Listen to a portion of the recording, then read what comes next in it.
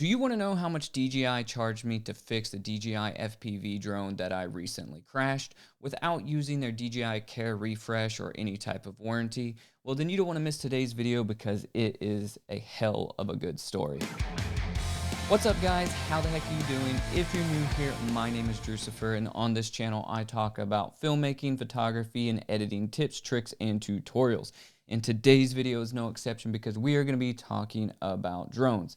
Specifically, the DJI FPV drone that I annihilated straight into the ground and how much it's going to cost to fix it, or is it even worth the cost to fix it? And I'll be showing you guys an itemized quote from DJI themselves telling me how much each part costs, as well as a bonus, I'll show you guys the crash footage, which is sort of embarrassing, but I think it is something we can all learn from. I just want to say, to put everything in perspective, I've been flying drones for a very long time, but I've been flying, like the standard cinematic drones that we all have come to know and love. I started flying drones probably, I think it was 2015 when the Phantom 2 came out, and man, that drone was so big, but it was such an exciting times for drones and drone technology. If you know, then you know. If you started on something like the Mavic or even something like the minis, you are freaking spoiled. We used to have these huge book bags just to carry the drone around. You look like an astronaut with that thing on your back. It was freaking ridiculous. So from that Phantom 2, I quickly moved up into the Mavic series and the Air series, and I got better at maneuvering my drones and flying my drones and getting cinematic shots. I was the type of guy that would turn the sensors off and full send my Mavic through gaps or through tiny holes, or try to fly it under a bridge. I have a video on here where I wrecked it doing that. I would do things that my friends wouldn't do, or things that they couldn't do because they either valued their drone too much or they weren't willing to try to take that shot. I was always that guy, and that drew me into looking at FPV drones and FPV pilots about 3 years ago, before the pandemic. Now, I know FPV's been around way longer than that, but that's really when I got into it.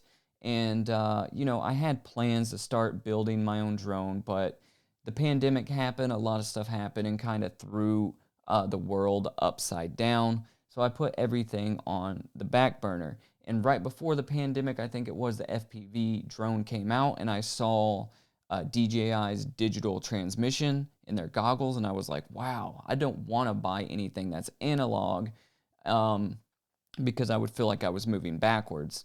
Now, right or wrong, that was just my thoughts. And then recently, if you follow my community post on this page, probably about 3 weeks ago-ish, I got the DJI FPV drone and decided I was going to start full sending it around the mountains in my city.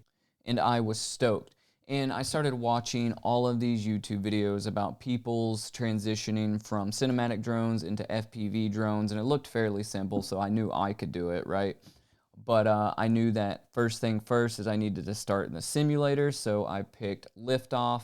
I got my drone in the mail, and I started in the DJI Fly app, or the simulator in the goggles, and that is a freaking piece of shit. I can't even believe DJI made that. But I will say that the Liftoff simulator was pretty gnarly, and I started sinking about 3 hours a night into that simulator. And at very first, I couldn't even get the drone off the ground. It was pretty hilarious. And then from there, about my second day, I could get the drone off the ground, but then I would sort of just go up, and I would end up going into bushes or bumping in the sides of buildings. I really couldn't fly the thing. But I'm pretty stubborn, so I kept sinking hours into the simulator, and I actually started seeing improvement. I started getting good. I could start doing flips and rolls and shooting gaps. It took about 15 hours until everything finally clicked, and I could start flying with precision. I could start rolling into turns. I could start diving buildings, shooting gaps, and doing all of that stuff that I've always wanted to do. So I felt pretty confident taking my DJI FPV drone out for its first flight. So actually, my first flight was just meant to get accustomed to flying in full manual, not really doing anything too fancy or getting cinematic shots, and it actually felt pretty good. I was diving towards the ground, doing some orbits, shooting gaps, doing that sort of thing, doing rolls, and I was like, I'm actually not bad at this. This is all pretty good for your first flight. And I went home, pretty happy that day. It was my second flight, only my second flight, where I got a little overconfident and I flew my drone essentially straight into the ground. I'll play you some of the footage right here, and then we'll talk about it and we'll go over what's broken and what it's going to cost to fix it.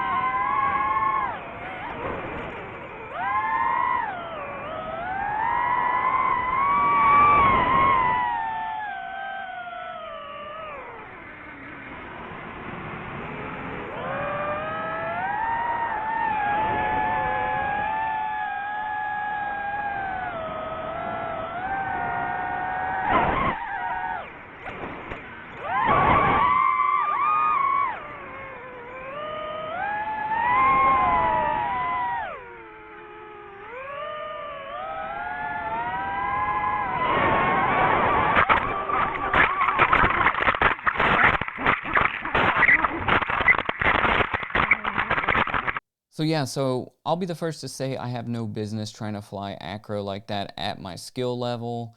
I was just a little overconfident, and I'll admit that I need to chill out and sort of work my way up to that level before I start trying to fly like this. That's why I made sure that I at least was in an open area, not around people, in a soccer field, and I went full send, and what they say, no risk, no reward. And they also say, play stupid games, win stupid prizes. And that day, I won a stupid prize. Now, we'll say part of probably why I wrecked is I'm not too accustomed to dealing with prop wash in the simulator. I think it's supposedly there, but not what you feel when you fly the drone. Also, I messed with the rates, and I slowed the drone down from my first flight because the first flight, the rates I found online to make it real snappy like an acro flyer, and then the second flight I'd mess with my rates to slow it down, make it less snappy for more cinematic shots, but I was flying it like an acro asshole, and I don't know what I'm doing with rates. So now I'm more familiar with them because I've really been studying them since my drone's been getting repaired. Because I know that had part to do with why I wrecked, because I messed with some stuff, didn't really understand what I was doing. I just sort of took some advice off the internet, and I didn't really match my rates to my flying style. Let's go ahead and let's take a look at a couple pictures so I can show you exactly what's broken on the drone, and then we'll look at what DJI quoted me to fix each part. So when you look here at the top-down picture of this drone, you can see that the two front arms are snapped. Now, the arm on the right, it's a pretty clean break, and it looks like the wires are fine. They don't look like they were cut. You can see that on the top shell there, it just has some mud, and then the left arm is also snapped. Now, what you can't see in this picture, I'm going to bring up another photo. Thumbnail photo here. If we zoom in, you can see that the main frame of the drone is actually snapped. It's that black part that is in with the arm as well. And then you can also see that the vision sensor on the front has some scrapes. So what I did was I came home, I plugged the drone in to check to see if the gimbal would initialize, see if it would turn on, see how the battery was. And it looks like everything is pretty operational other than obviously the front arms. And the two front antennas and LEDs on the front arms. So what did I do? I just went online and I put in a service request and sent my drone off to a DJI service request center in Fort Worth, Texas. And it took about a week before I got the quote back. So now that we know what's broken, let's go ahead and let's look at the email that DJI sent me with the itemized quote of what it would cost to repair it. I'm going to bring it up on screen, but I'm also going to read it to you guys as well. So it says, "Dear customer, after carrying out the damage assessment, we found that the front left aircraft arm module excluding motor and the front right aircraft arm module excluding motor is broken. The drone upper shell and the vision sensor module is abraded. Since your product is out of warranty, DJI would not provide free data analysis for this case. We will provide a paid repair service to you. We will either replace it with a product that's new or equivalent to new in both performance and reliability, or repair it. So here's the item list and the cost. So front left aircraft arm module, $7. Front right aircraft arm module, $7. Drone upper shell, $7.50. Vision sensor module, $45. Repair service fee, $65, for a grand total of $131.50. So initially I didn't think I would be able to repair this drone myself because of the mainframe break at the arm. But after I'd already sent my drone in the mail, I started finding YouTube videos of full teardowns, and it looked pretty easy, and I knew I would be able to do it. So I told myself that if DJI quoted me anything more than $250 to fix the drone, I would just tell them to send it back to me, and I would repair it myself. Now, the funny thing about it is I sourced all of the DJI FPV drone parts that I would need online, and for the parts that I found with shipping, it would have cost me $171.25.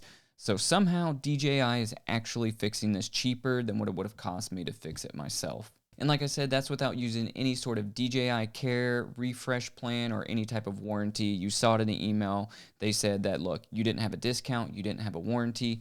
So a lot of people that are telling you these drones are extremely expensive to fix are either lying or they haven't, somehow dealt with the same repair center that I have. I don't really know, but it's not that expensive. Now, granted, if you were flying a DIY built drone, you probably would just replace an arm for $20 here, $20 there or something, but this really isn't that expensive if you think about the type of technology that I just ran into the ground going 90 miles an hour.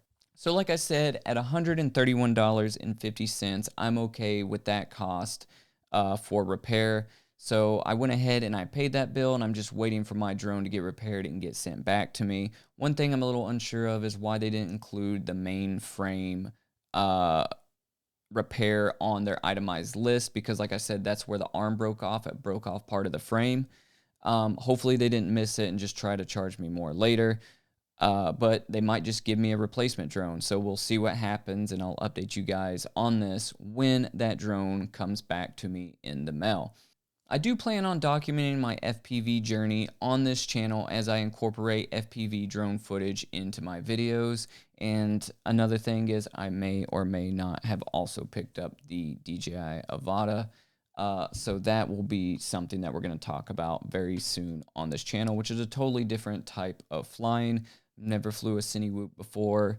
We'll see how that goes as well. And hopefully I don't destroy that one on my first or second flight.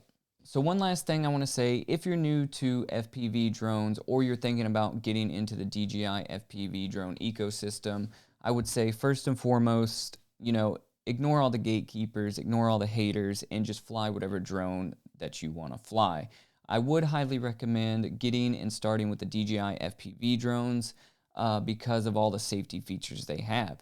Just don't ignore those safety features, and make sure you take baby steps and take advantage of all of the modes, like the normal mode, the sport mode, and then finally go into manual. And also, don't do what I did and just go messing around with the rates before you fully understand what they do. And a tip, always fly super high on your first couple flights. That way you're always a couple mistakes from running into the ground. But they do say high risk, high reward, and stuff looks a lot cooler when you're flying low. Sometimes you just have to risk it for the biscuit. But that's about it, guys. So was this repair cost higher or lower than what you thought it would be? Let me know down in the comments. Also, while you're down there, tell me about your first or your worst FPV crash, and bonus points if you have a video that you can link me to it as well. And also, if you guys are getting value from these videos, make sure you leave a like. Don't forget to subscribe and ding the bell so you don't miss any more killer content from the Drewxcifer channel. As always, stay rad, just go shoot, and I'll catch you on the next one. See ya.